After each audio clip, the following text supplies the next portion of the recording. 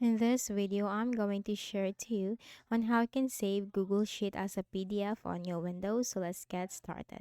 So open your Google Sheets. Okay, so I have this one from here. And in order to save this as a PDF, you just need to simply look at the ribbon at the top and you can find the File tab, click on that. And here you can find Download. And you have here in the list of options, Microsoft Excel, Open Document, PDF, Web Page, comma, separated values, and the top separated values. So since we are going to convert this into PDF, now let's click PDF. Okay, and then here we just need to simply click on the export option.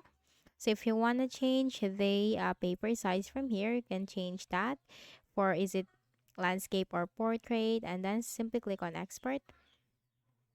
And PDF has been downloaded, click on that, and that's it.